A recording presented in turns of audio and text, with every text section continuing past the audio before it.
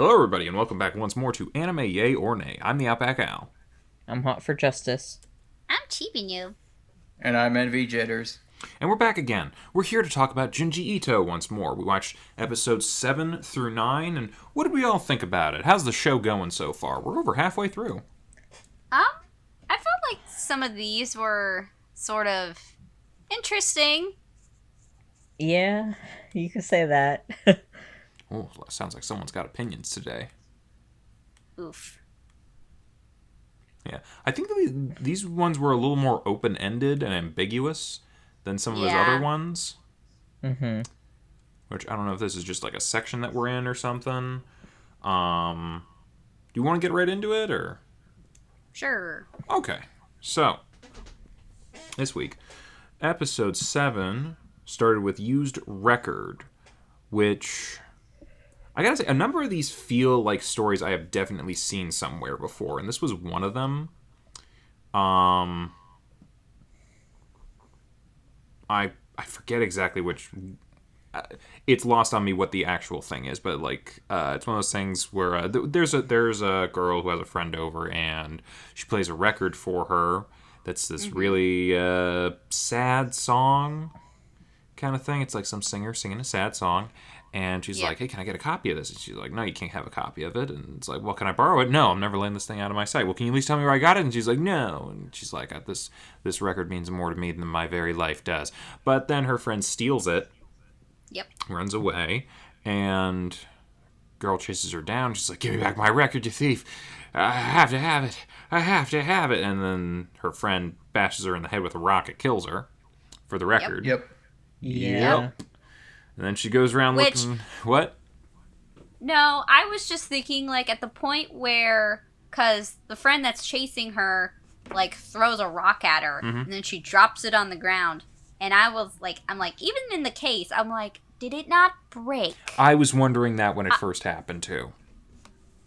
I'm like, because I heard it hit the ground, and I'm like, oh, that thing shattered. But it didn't. So I was like, logic? I don't know. It doesn't exist. What is her name? I think it has more to do with the overall, if it did break, then it breaks the cycle of terrible things happening to people, which we can't do that for Junji Ito. No. Yes, she's going around trying to find a place to play it. She goes to like a bunch of music shops, and they're like, we don't have analog stuff. We can't play a vinyl record. So she goes to an old used record store, and she's like, hey, you gotta. I just need to play this thing. I need it to hear it again. And the guy's like, wait a minute, I know that thing. It's got no cover. It's got no nothing. It's like, we used to have that, and then someone stole it. Give it back. And she runs away. She's like, no, it's mine. And she goes to a bar, which conveniently has a record player. And she's like, hey, can I play this? And they're like, yeah, sure. Why not? It's only one song. Sure. So they play it, and one of the bar patrons is like, I know what this is. This was a song that a lady recorded after she died. She was already dead. It's a ghost record. Spooky, spooky, spooky. So the girl leaves, and the guy follows her, and the record store owner is following her, and she's running around trying to find, I gotta get away, I gotta keep this thing, I need it more than life itself, and she passes by the dead body that she left. And then she tries to climb a fence, bar dude is on the other side, and she falls, slips, breaks her neck, does something, she dies, and the record falls to him. She gets crushed by lumber. Well, I'm wondering whether she got crushed by lumber or whether the fall had killed her already. I mean, it's kind of up to interpretation, maybe. I mean, either with case, all she those dead. logs on top of her, I don't know. She dead. She very dead. Yeah. And the guy's like, I have the record now. I'm going to protect it with my life. Which is like, I've seen this a couple of places, I think. The first thing that comes to mind is Maltese Falcon, but like that ended up being like not something actually valuable, and it was sort of just this irony that a bunch of people were fighting over it. But the other thing that comes to mind is like that thing from the Deathly Hallows, the Elder Wand. Yeah. How like everyone gets it, dies in some violent fashion, and then it goes on to whoever killed them. Yep.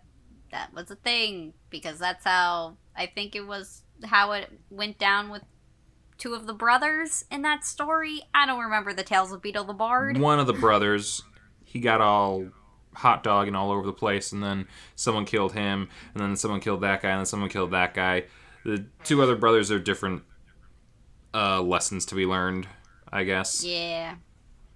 But, in any case, what did you guys think about this one? I thought it was okay. Yeah, it was a bit short. Yeah, it was alright. I feel like these ones always are to some degree. Like, it's kind of like that quick sort of like, this is just a snippet of the long life of this cursed object that just keeps taking victims. Which kind of feels like a bit of what's going on in a couple of these in this section. Mm-hmm. Not to say that there wasn't cursed items beforehand. I mean, we remember the Shiver one, but... Mm-hmm. Yeah, I feel like there's a little more like a couple more times this time around where there's just this recurring curse or this passed on kind of curse thing that keeps going on. I don't know. I thought it was okay for what it was. Then there was the Town of No Roads. This one was a trip. This one was more than a little creepy. Yeah, it was creepy, kind of weird. I don't know. Yeah. I thought they were. It starts with like a girl who. Apparently, Aristotle said something about if you whisper in someone's ear while they're sleeping, you can enter their dream, or you'll be part of their dream, or something. Yeah. Which I thought that's what this episode was going to be about. Apparently Yeah, not. that's what I thought too. Because like It started off with this girl being stalked and creeped on by her family, and then it completely turns into a whole different story. Well, no, It doesn't no, quite her start with boyfriend that. gets killed first. Well, Her it boyfriend gets wasn't killed a boyfriend. first. It was just a boy from Wasn't her school boyfriend. who was interested in her. But the Aristotle implication says that he was in her room and whispered in her ear. Yeah. Which I thought that was where this was going. I was wrong. But he gets Freddy Kruegered hard. I thought that's where this was going, and it's not. No. And then her family's like poking peepholes into her room, and I'm like, Yep. she's not even that And interesting. also drilling holes into her through the roof. Yeah, she So they can gouges look out someone's down eye. and through her and- ceiling. Yeah. It's weird. Yeah. She's not even that interesting, really. They're acting like they didn't do it because when she asks them, like, oh, how's your finger? How's your eye? Like, 'cause she poked those things, like, when they came through her, like, wall, that they're like, oh, I just got a sty in my eye, or, oh, I just hurt my finger playing sports at school. Like, okay. Well, and the thing is that actually leads into what the plot of this actually is. Mm-hmm. Because we get to her aunt's house at one point, and there are peepholes all over through that house. I mean, it's really just one extended house. The town is like all indoors in like these weird ramshackle put together houses where no one's allowed privacy. It's just like everything is open property kind of thing. Like leave your door open, everybody just walks through. It is a town of no roads. Mm-hmm. Yeah. Which the plot of that is basically because she's freaked out by her family, she goes to run away to her aunt's house. And in order to get to her aunt's house, she has to go through the town of no roads. Yeah. And she meets weirdos in creepy masks, and there's eyeball things running around, peeping at everything, and her aunt's just like, oh, fuck it, if you're gonna see, you're gonna see, and she's just naked all over the place. Yep. And then she runs into the guy who Freddy Kruegered her not boyfriend, and then Who he calls Jack the Ripper. He calls himself Jack the Ripper. Yep. Well, he, like, originally she runs into him because when he's, like, wearing a mask and he helps her get to her, like, aunt's house or whatever. Mm-hmm. So you're like, okay, maybe this nice guy opposed to all these, like, weirdos. But I knew something, like, he just couldn't be a nice guy. Of course. And then, of course, when she's on her way back, like, trying to leave the town, she sees this ring that the guy she liked gave her, I guess, in her not dream or whatever it was. Yeah, the Inception element is a little inconsistent. Yeah. And she's like, oh, that ring. And he's like, oh, you want it? It fits you perfectly.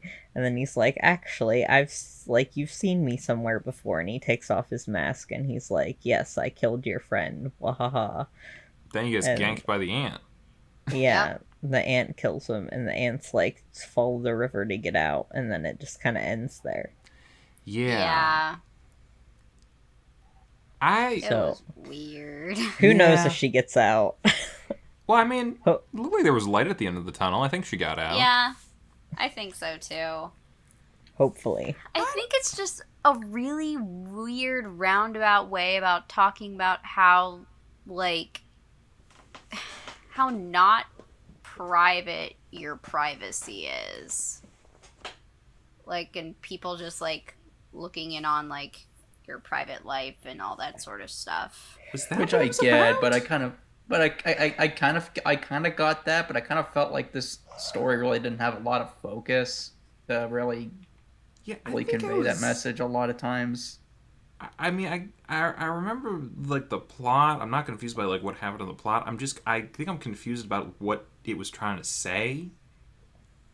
I think... What do you think it was trying to say? I mean, clearly something about privacy, but at the same time, I'm not sure, like... I don't know. Are they saying, like, hold on to your privacy even if people are going to try to pry into it? Well, I think it was just, like, when a community becomes very, very close, or, like, there's a community with, like, where their, like, boundaries are, like, not really a thing, like, you basically have no privacy, I think is what it was trying to say. Okay.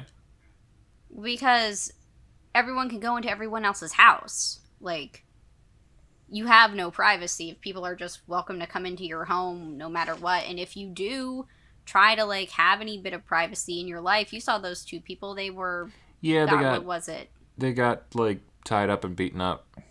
Yeah. They got punished for it. Mm-hmm. I'm just, like, wigged out by those creatures with, like, the eyeballs all over. They had like elongated heads with eyeballs all over it.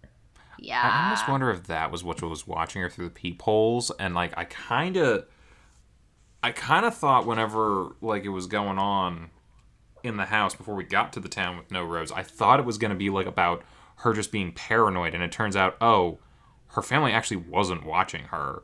Like, it was just coincidence that, like, the dad had a sty in his eye after she poked someone's eye out, and the brother did like, hurt his finger in, like, gym class or something. I don't know, but when it's, like, them just standing outside her door, and it's clearly them, and they're watching her... I thought they were there because, like, they heard, like, a scream or something. No, when you're looking in the room like that, I don't know. It gave me weird vibes. I think everyone's giving everybody weird vibes in this. I don't know about this one. I thought, like, the town was kind of an interesting idea. Mm-hmm. And I kind of wish we could have, like, it was in less shadow. We could have seen a little bit more, like, the art and the pseudo ramshackle architecture. I think that would probably be really cool in, like, the original Junji Ito style. Mm-hmm. But yeah, I don't know about this one. Yeah. Anyway, moving on. Yeah. Moving on, we have episode 8 with the Honored Ancestors, which, speaking of, like, passed on curse type things, though I don't know if this is technically called a curse. This one's about a girl named Risa. Kept saying Risa, so I remember her name. And she has amnesia.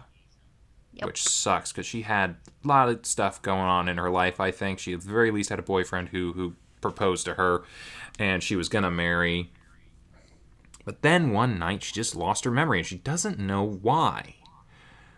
So she goes over to his house, and you know, he's like, hey, you know, maybe this will jog some memories or something. And, you know, it really doesn't. And he's like, my dad, he's getting old, and He's sick. Yeah, and he walks around on his back.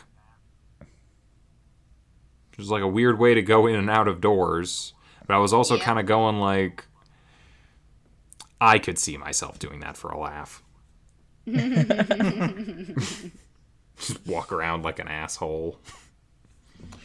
But yeah, she thinks it's weird, and she's like, something's wrong with this place. And she does kind of remember, like, seeing some sort of weird hairy caterpillar thing come into her room when she was there before.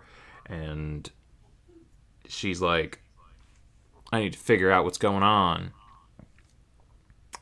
So she goes around looking at night and finds the old man's room.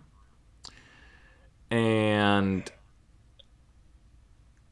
so the family... How do I describe this? So the family basically, each, like, member of the family basically, like, they take their cranium and they join it to everyone else's cranium in, like, a weird centipede kind of thing. Yeah, like a brain centipede or a scalp centipede or something. I'm almost afraid to say this, but it's almost like the Borg from Star Trek meets the human centipede. You know what? That is not a bad description. I mean, Borg's a little more hive-mindy, but I think, the human centipede thing kind of wraps it back in. But, like, they're all about, preserving the knowledge of the family. They don't want any of that knowledge to go away. So their solution, literally connect all the brains together. Yeah. And you can't leave once you have kids. So that's why they want the kids to, get more offspring. So when the parent dies, then the kid's going to have to join. Yeah. So because the father is dying, the man is basically like, okay, we gotta have kids before my dad dies because we gotta have an offspring before I become part of this thing. Yeah. Which kind of gets a little uncomfortable towards the end of the episode, I'm not gonna lie. Oh, yeah. She is running away from this thing. Like, I was like, girl, get out of here. Yeah, because Papa died, his cranium came off and then attached to her not boyfriend. And then he's like, well, guess we gotta get married now. And he's like, you can't leave. What I will say is I think she then remembers not wanting to marry the guy because of all of this. Like, I'm pretty sure she said no. I mean, as far as weird families to marry into, I'd look for the one with the after images, personally. Yeah. Yeah. That at least has something I understand. Yeah. The centipede cranium bug thing, I'm not about. Yeah. That was just creepy. It was. Yeah. It was so creepy. And that one was kind of open-ended too, although I think at the end she just kind of gave up. Yeah, I think she just kind of went nuts and was just like, I don't want to say catatonic, but something along that line. Maybe. Yeah. Second part of the episode was Circus comes to town. Yeah. And once again, it was probably the most straightforward out of all the episodes, even though it kind of, Yeah. It kind of does keep in the theme of this section with the whole passed on curse thing, though. Yeah. Which we'll get into. A dude is going to the circus, and he's like, oh my god, I can't believe a circus like this big came to town. Turns out he went there looking for, like, a girl that he had met when he was a kid, because she had, like, come through town and had moved away. Wait, is that a, like, theme with Junji Ito? I think we've seen that in, like, 2 or 3 other stories at this point. I think it's just a theme that comes up in these sorts of stories in general. Yeah, because I remember like, people are like it's a thing, like, you're looking for someone that you've lost and you're looking to find them again. Yeah, but, like, specifically, like, a person that, like, you knew when you were young and they were, like, only passing through kind of thing. I think that was in the Dollhouse one. It was kind of there in the Crossroads thing. I want to say there was another one, but I'm racking my brain right now. I don't think so. But yeah, he's looking for a girl, and she's she's the tightrope walker. Mm-hmm. Yep. And everyone in the circus is in love with her. And everyone who went to the circus is like, oh my god, she's so beautiful. I love her. And all the performers are trying to be like the best performer. But they keep dying. Yep. Like, there is a clown who, like, rolls on his ball wrong and he falls over and dies. Probably, like, broke his neck or something. And the ringleader's just like, hey, get him out of here. Just pull him away. And no one seemed bothered by that. I think they all just assume it. Everyone assumes it's all part of the act. They bring out a knife thrower, and he accidentally kills the person that he was throwing knives at. And everyone's like, wow, what a great actor. That's like, oh, look at him. He really seems like he's dead. And then, he's like, oh, that wasn't good enough. You can't marry the tightrope walker. And he's like, wait, I'll do an even better act. So he throws knives up in the air to, like, throw at himself, and he ends up killing himself. Yep. Then some guy sets himself on fire. A guy gets eaten by a lion. I want to say there was another guy got shot out of a cannon.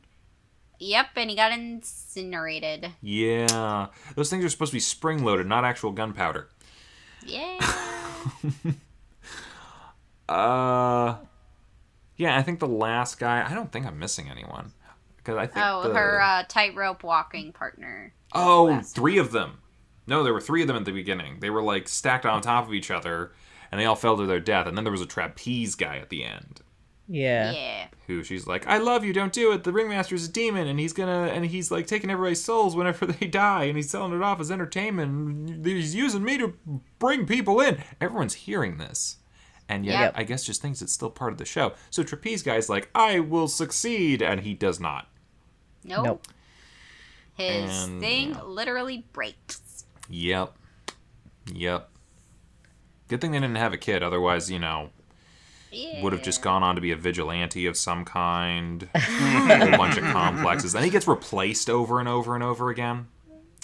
It's a whole... Well, he kind of quits, but but... He quits, but then he does better for himself. He quits, air quote. Yeah. And he goes through a weird disco phase early on. It's a thing. Anyway, so at that point... They're out of performers. The ringleader... What? They're out of performance. Yeah, tell them about the ringleader. Yeah, the ringleader's basically like, oh no, whatever shall we do? We've lost all of our people. Would anyone be so kind enough to volunteer to fill their places? And all the guys in the crowd are just like, me, I'll do it. But not before the clown who's been carrying all the bodies out comes up and he's like, hey, you want to run away while this guy's distracted? Then a knife falls and kills him. Yep. Yeah. That's the thing. Yep. But he like bribes them, the audience members. He's like, whoever is the best performer will get to marry Liliana, I think is her name. Lilia. Yeah, something weird like that. He's like, you'll get to marry her if you succeed in being the best performer. So everyone's like, hell yeah. Why is she there? I think she could just be like, I do not consent to this. Well, it's because he's the devil. They reveal he's the devil, and basically he's for some reason she's working with him, whether it be forcefully or not, to trick people into killing themselves because he takes their souls whenever they die. It has to be tricking. She has to be like forced into it because like she clearly doesn't want to be there. I think she probably struck up a bargain with him. Probably. Yeah. It almost feels like, if anything, like the Disney Hercules movie with Meg working with Hades. Yeah. I was going to say another Disney movie. Have you guys ever seen... Oh, fuck. Premise? What? What's the premise? It was a circus, an evil circus that came to town. It was based on a Ray Bradbury book. Evil circus came to town. Is it animated or live action? No, it's live action. Something Wicked This Way Comes. It's actually pretty good. Okay. But yeah, it's basically just an evil circus comes to town and absconds with townsfolk through various means of transforming them into sideshow attractions. Oh, okay. Interesting. But yeah. Interesting. So that was that one. Yet another, like, passed on curse sort of thing. Yeah. This one was more in mass, though. Mm-hmm. And moving on to yet another sort of passed around curse. In episode 9, was called The Painter. It's about a painter, oddly enough, who is pretty successful. He's got a new muse, a new model that he is working with. And, he's making good art, except some really hot chick comes into the gallery and is like, this model sucks. You need to find a new one. He's like, oh, okay. So while he's working with her next time, this girl shows up again, somehow breaking into his house, which, isn't really brought up too well. Nope. And she's like, wow, look at her. She sucks. You told me yourself last night. And he's like, no, I did not. He's like, yeah, you said she totally sucks. And so the model believes her and leaves. And he's like, why would you do that? Why are you a dick? And she's like, paint me. No one can paint how beautiful I am. I'm like, okay, you narcissist. I'm like, I get she's evil and she's like seducing him through his passions kind of thing. I get why this is happening, but just the scenario of her showing up like this is just like, kick her out of the house. She's clearly an unstable person. But he paints her anyway. Yep. And he does a nice painting. And she's like, what? This doesn't even capture 10% of my beauty. You're a talentless hack. And she runs off, and he's like, what? No, I can do better. And he's trying to do better and better, and he can't do it. He can't capture her beauty. Nope. And he's like, it's running him ragged. And then he finds out some other artist is hanging out with her. Yeah. And he's like making sculptures of her. And apparently they're amazing. And he's like, I gotta go see this guy. And he's like, hey, how's it going? You can't see my work because this beauty belongs to me now, and I will never show it to anyone else. And so the guy brains him, takes one of his own statues, and just kills the sculptor because he needs to see these perfect statues of the beauty that was captured. And they're all broken. He destroyed all of them, and there's the model, and she's just like, oh my god, it was so terrifying. He did all this to me. They're like, he captured my beauty perfectly in the sculpture, but now it's gone forever. Because he broke all of them out of the blue, and it's like, okay, I feel like I know where this is going. I feel like we all knew where it was going to begin with, but he's like, I will paint you and it will be perfect. So he paints her, and he paints her as a hideous phantom monster thing. Well, there's a reason for that. Yeah. And that was because when he was told earlier in the episode, hey, she's working with this sculptor dude now as his model, he was shown a photo of the two of them together, and Tomie had this other face sitting on the side of her head. Yeah, it's a freaky ghost in a picture kind of thing. Yep. So he basically draws that. She's like, that doesn't look anything like me, and you're insane. And he's like, I think she mentioned at one point that people want to try to kill her constantly after they can't capture her beauty. And he kills her, and he chops her up. And I think he's trying to make it look like his picture by like rearranging her body parts. But then her body parts start growing other body parts, and he's basically reproducing this creature into many. And her name, and her name is Tomie. And she's got a couple of OVAs that are at the end of this. I kept reading the subtitle as Tommy. I thought it was pronounced Tommy, so I guess I was wrong too. Tommy, can you hear me?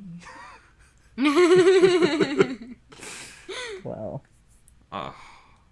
That's a fun one. I should re-listen to that. But yeah, it's like, yet again, like, this is one of those, like, inherited kind of curse kind of things. I'm assuming she just, like, does this to, like, artists all the time. It's like, hey, do this. You can't do it. Try me, bro. And then, they end up dying for whatever reason. Yeah. Out of an obsession. Yeah. Yep. Yeah, I think there's, like, a couple things in here that looks like obsession. There was obsession here. There was obsession with the record player. Or, not the record player, the record. There was kind of an obsession with the craniums. Mm-hmm. This constant need to keep going. Yeah, there's even obsession with the circus. Yep. Like, I almost feel like this section is just about obsessing over something to the point of killing yourself. Or causing yourself to die. Through ironic means. Wah, wah. Which kind of also ties into the second half of the episode, the blood bubble bush. Yep. Say That's that 10 a times word. fast. It's 2 words. Yeah, this is your classic horror setup. Car broke down in the mountains without cell service. Yep. Classic, love it. Children of the Corn come to try to eat people. I don't mean that as a joke. It literally happens. Yeah. But they don't eat them because they're children, and you can just smack the shit out of them. But they do. But they did drink their blood. Yeah, a little bit, and they make it to a town. The couple makes it to the town. They didn't drink the blood. The kids were drinking their blood. Yeah. They make it to this town where it's just no one's there, and there's like a creepy dude who is like, hey, you remind me of someone that I loved once, but everybody left her. And she was like, everybody leaves me, even my blood wants to leave me. And then she tries to kill herself, and he drinks her blood, which I'm like, that's not a way to stem blood loss from an artery. But she grows blood bubbles out of her branch in her neck. Yep. It's not. Yep. This is not a well-explained curse or scenario. Just like, where did the plant come from? We don't know. But she eventually turned into a blood bubble tree. Bush. Blood bubble bush. There you go. And, yeah, her fruits are made of blood. And they're gonna sleep there tonight for some reason. Yep. But he wakes up in the middle of the night, finds the blood bubble grove. Yeah. And and one of the old townsfolk is there, and he's got a blood bubble bush growing out of his noggin, and he's like, I've turned into a husk, get out of here before you turn into one too. He's gonna put you in here, he's harvesting us for blood. And yeah, he's like, oh well, fuck this shit.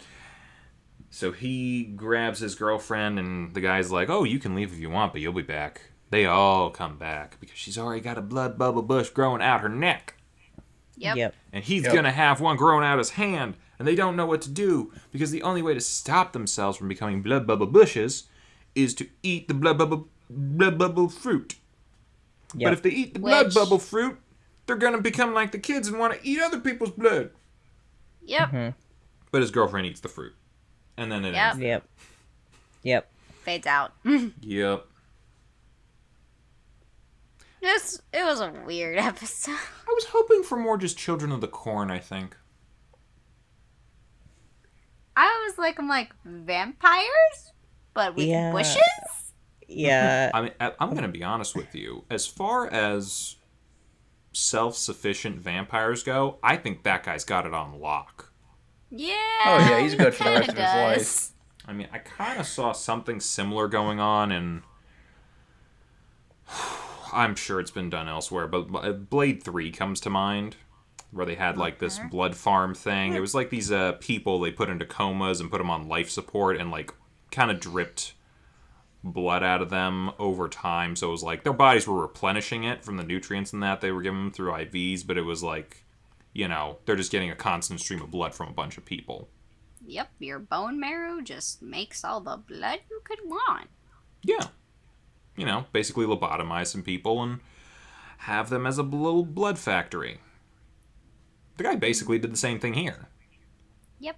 It's fucked up, but, you know, gotta give him points for being so industrious about it. Yes, so. So, I don't know what the theme is here. I don't either. Doesn't seem not like sure. obsession-based like some of the other ones from this section.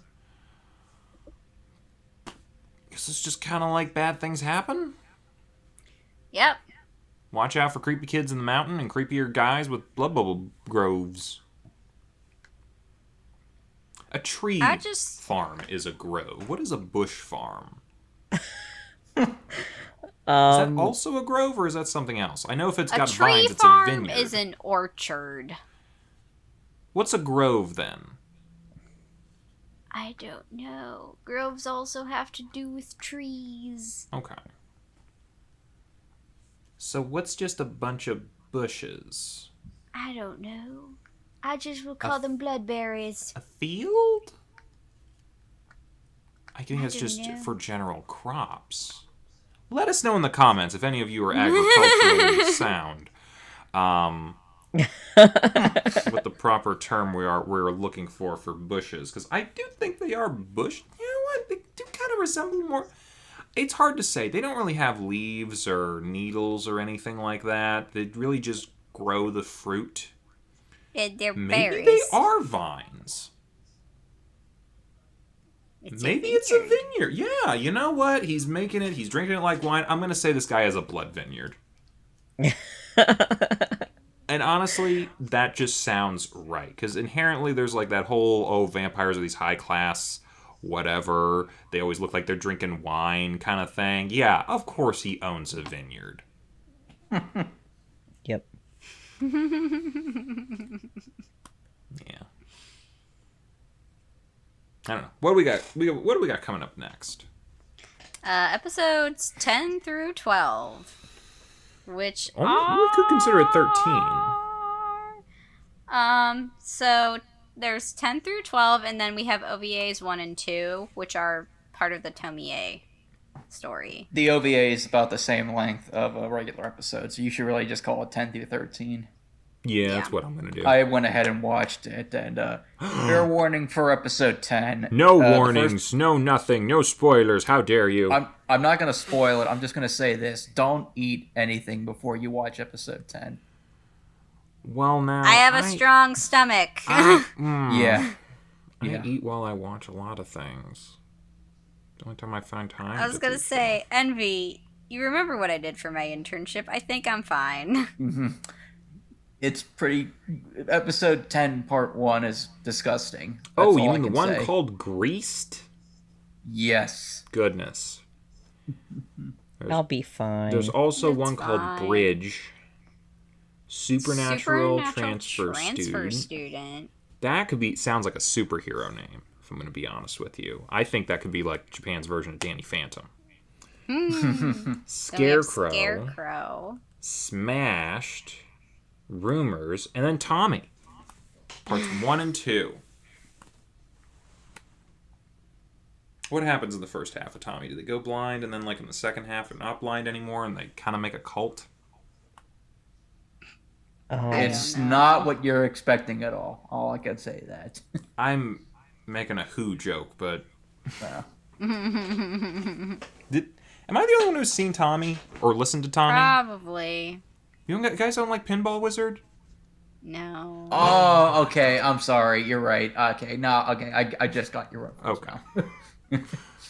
I'm like, we gotta listen to some big story album type stuff every now and then. I don't know. Maybe we'll watch The Wall at some point. Okay. I don't know. We got anything else to talk about today?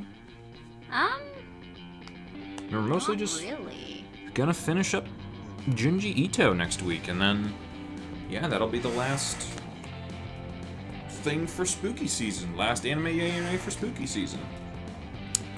Ow. Oh, so we're gonna finish that up on the 25th. Wow. Is it the 25th? I thought it was the 26th. Well, Oh, 25th, yeah. you? It's okay. I've been getting my days all confused as well. They're all running together at this point. Yeah. Yeah, I don't know what day is what anymore. Yeah. I almost didn't realize it was October until like It's been the October. leaves started changing. Well, no, like when the leaves started changing was when I was like, oh, it's fall. Ah. Because I literally don't go anywhere other than my house and work. Yeah. We're all there.